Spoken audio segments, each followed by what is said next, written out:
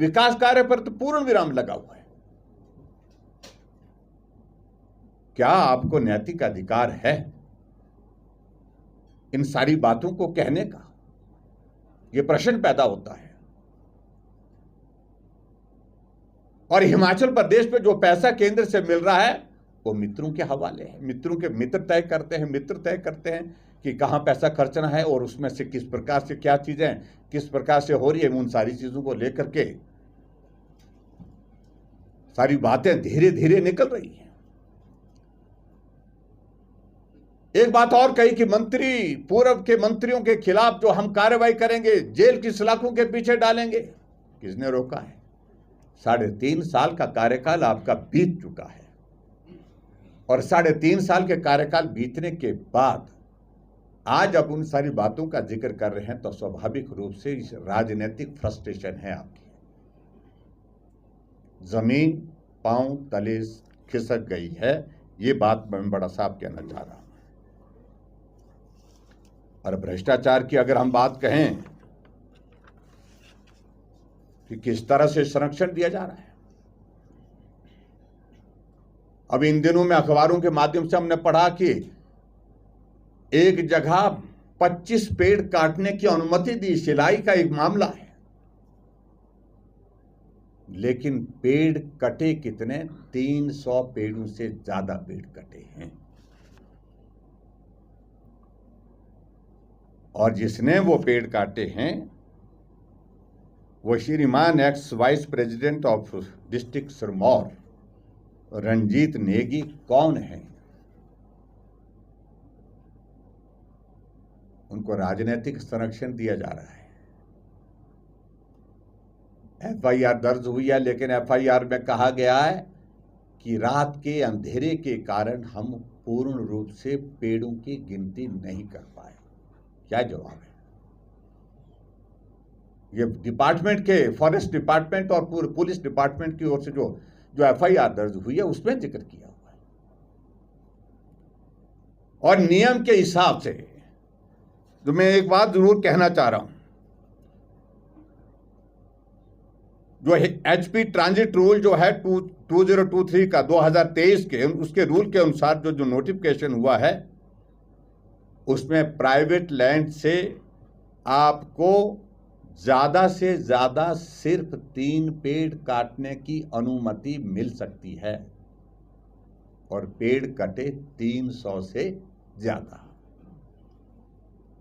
और मुख्यमंत्री जी का बयान बड़ा दिलचस्प था उसमें, और कहने लगे कि मुख्यमंत्री जी कह रहे थे, जब प्रश्न पूछा किसी पत्रकार ने उनसे कि जहां पैदल चलने का रास्ता नहीं वहां पर अवैध कटान कैसे हो सकता है? पेड़ कटे हुए जमीन पर धराशायी हुए पड़े हैं, वीडियो उसकी बनी हुई है, लेकिन उसके बावजूद कह रहे हैं कि वहां तो जाने का रास्ता नहीं है, वहां पेड़ कैसे कट सकते हैं, अवैध कटान कैसे हो सकता है? बहुत विचित्र परिस्थिति है। और नियम के मुताबिक मैं आपको कह रहा हूं, जब इस प्रकार का अवैध कटान होता है, जो 25 पेड़ काटे गए हैं वो भी फॉरफिट होते हैं, और जो मामला बनता है तो 300 पेड़ों का बनता है तो पेनल्टी के साथ साथ में कार्रवाई जो होती है, एफआईआर बनती है तो वो 300 पेड़ की ही बनती है। 300 से ज्यादा जितने पेड़ कटे सबकी बनेगी, और जिसकी परमिशन दी वो भी उसमें शामिल होंगे।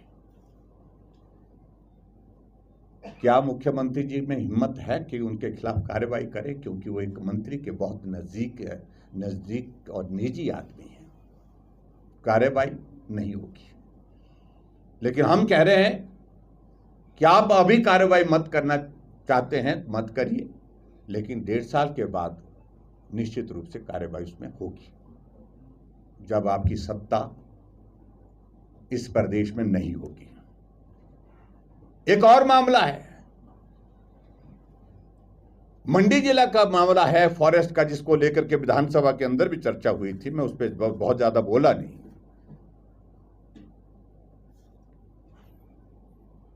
और एक कांग्रेस के नेता है, उनने अपनी पत्नी के नाम पर जो है डिपो खोलने की परमिशन की प्रोसेस शुरू की, और आश्वस्त हो करके कि ये परमिशन मिल जाएगी, बहुत जल्दी मिल जाएगी, बहुत तेजी से आगे बढ़ा। लेकिन इंतजार क्यों करना, उससे पहले पेड़ काट देते।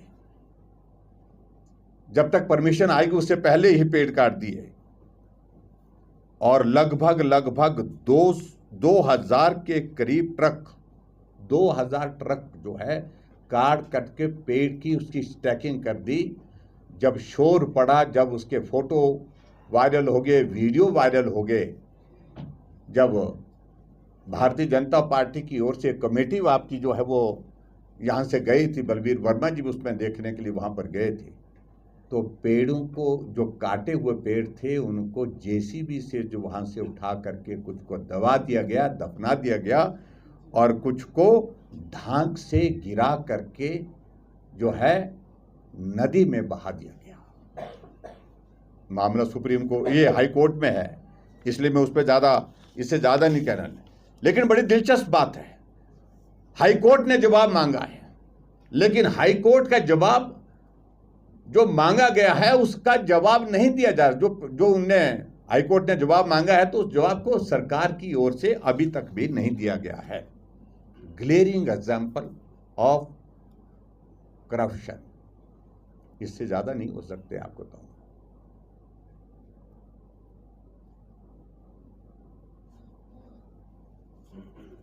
और यहां हिमाचल प्रदेश में और भी बातों का जिक्र करते हैं, वो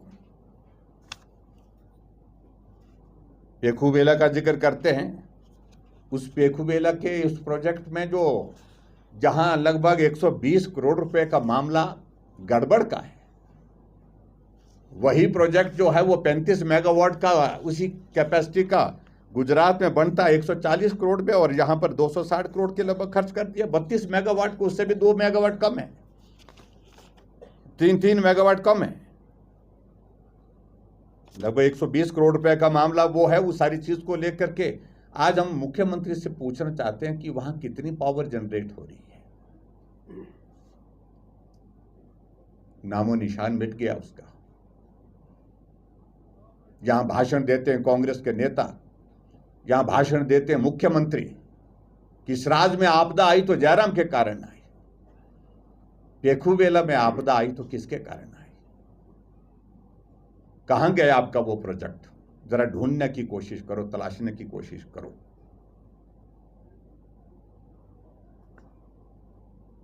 कानून व्यवस्था की अगर बात कहें तो बहुत सारी चीजों को लेकर के गोलियां तो कहीं भी चलती है। बिलासपुर में पूर्व विधायक पर गोली चलती है, उसकी वजह हम पूछने लगे कि वजह क्या रही, आज तक बता नहीं पा रहे, क्योंकि धंधा एक जैसा था बोलते हैं दोनों का। बाद में धंधे में जब लहदा हो गए, अलग अलग हो गए, तो उसके बाद वो परिस्थिति एक निर्मित हुई वहां पर। उन्हें में बर्थडे होता है, बर्थडे में गोली मार करके एक नौजवान को वहीं पर जो है वो मार दिया जाता है। कुछ की सिर पर जो है तलवारों की चोटें लगी हैं, वो गंभीर रूप से अभी तक भी हैं। और बिलासपुर में एक और घटना हुई, 5 वर्ष की बेटी के साथ, जो अभी इन दिनों में चर्चा का विषय बना है। जो घटना हुई है, मैं उसकी निंदा करता हूं, कड़े शब्दों में निंदा करता हूं। जिस भी व्यक्ति ने, चाहे वो माइनर है, बताया जा रहा है माइनर है, लेकिन परिवार के लोग तो हैं, बाकी लोग तो हैं, उनको पूछा जाना चाहिए, कार्रवाई होनी चाहिए, सख्त कार्रवाई होनी चाहिए। और लोग तो मांग कर रहे हैं कि उनके घर को बुलडोजर से गिरा देना चाहिए, ये भी लोग मांग कर रहे हैं। आप किस प्रकार से हिमाचल प्रदेश में जो हालात पैदा कर रहे हैं। बद्दी में गोलियां चली, नालागढ़ में गोलियां चली, और चंबा में मंदिर को जला दिया जाता है, मंदिर के अंदर चुनरियां होती है उनको जला दिया जाता है।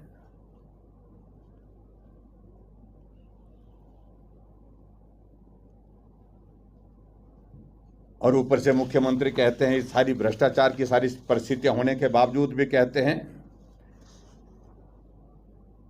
कि हमारे मंत्रियों पर एक भी दाग नहीं। जब आंखें खोलेंगे तब दाग दिखेंगे। जब आंखें ही बंद करके रखी हैं तो दाग दिखेंगे कहां से? अधिकांश मंत्रिमंडल भ्रष्टाचार में गले तक डूबा हुआ है। सिलसिलेवार बातें कहेंगे, कुछ विधानसभा के बजट सत्र के दौरान कहेंगे, कुछ बाद में भी कहेंगे।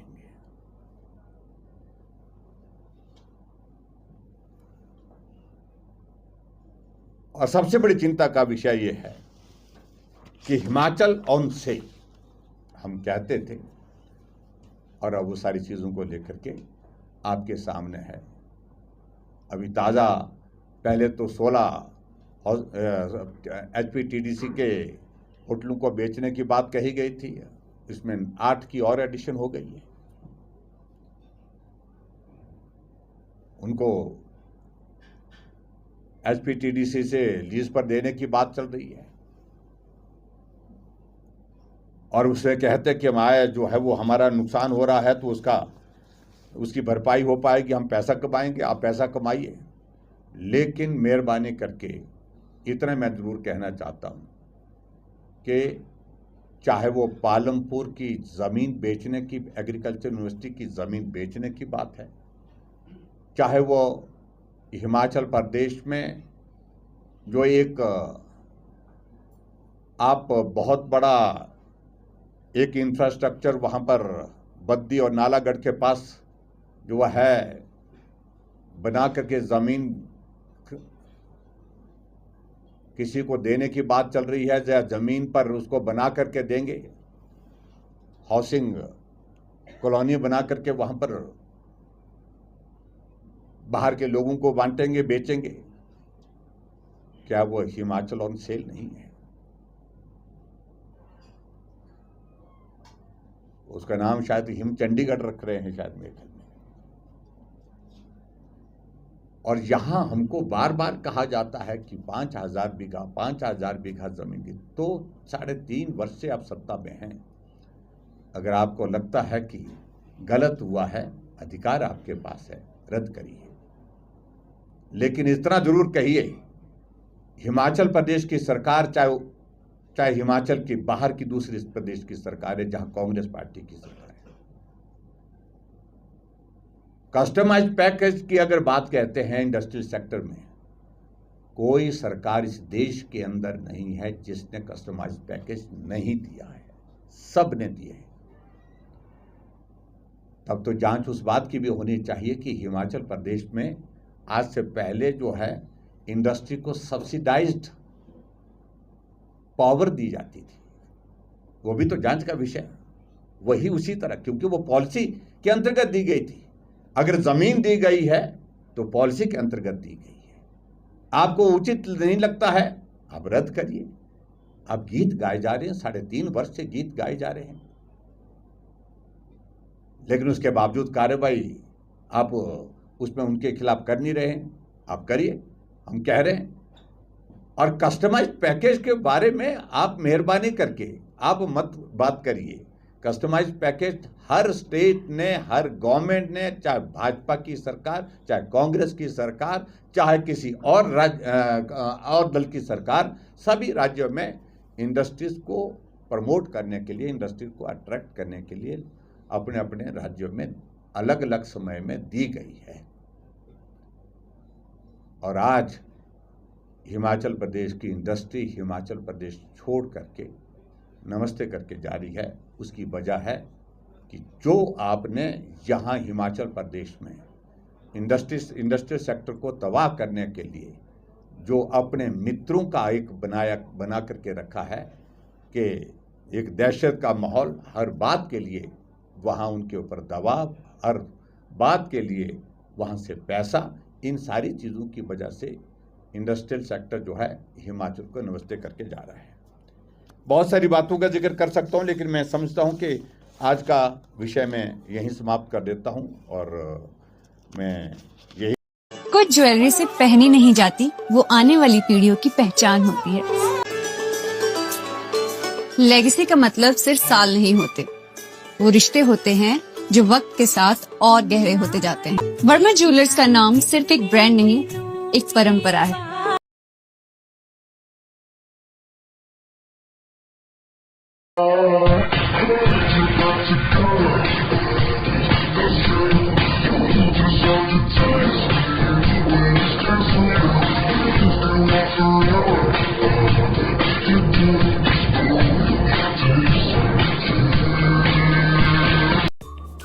Namaskar, I'm Alka Bharadwaj, Principal Gurukul International School, Kunihar.